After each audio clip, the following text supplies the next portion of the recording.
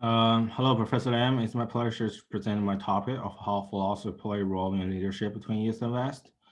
First of all, I will conclude the understanding of the Confucius philosophy and how to change philosophy by Alder Kellerman was good, which I agree with most of it. Yet I disagree with some of it. However, the overall it was is a good conclusion.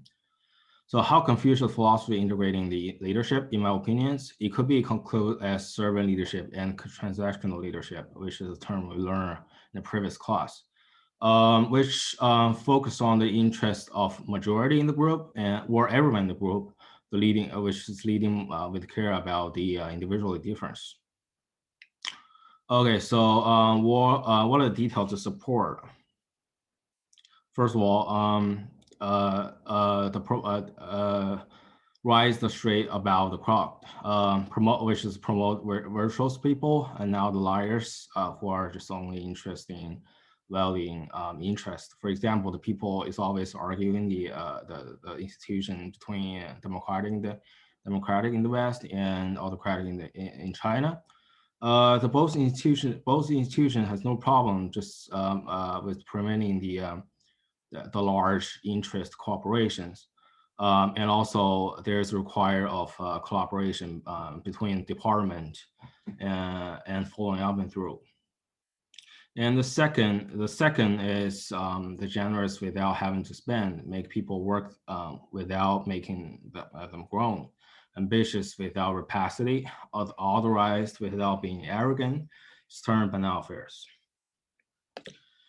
Okay, unfortunately, I cannot understand some of the theory from the Western authors, but I think that the theory of obedience to authority from the author Stanley Milgram was understandable, comprehensible. The theory basically is obedience is the basic element in social structure. Some system are fully authorized to meet in public living. But the author Milgram has given two examples of Nazis and inhuman experiments, which is I have already watched the videos about it. You just the two if you just I think the theory is just basically saying about the incorrect orders that made by terrible leaders. But if you just read the theory isolated, you might feel like the system of autocratic is evil. However, without the virtuous and intelligence leader and the followers who are able to and dare to make valuable requests, which could be accepted by the leader as well.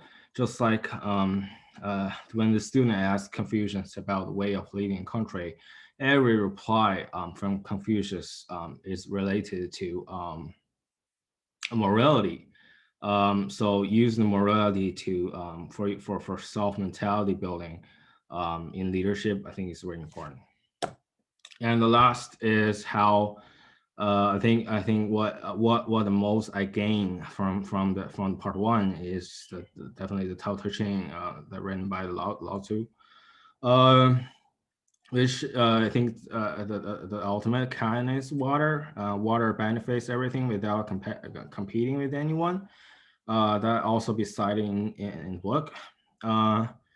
And giving birth to nourishing, bearing without possessions, working without grabbing credit, leading without dominance, which is prime credit. And also also I think is just the prime elements, the quality of in leadership role. And this is my reference. And that's it. Thank you for listening.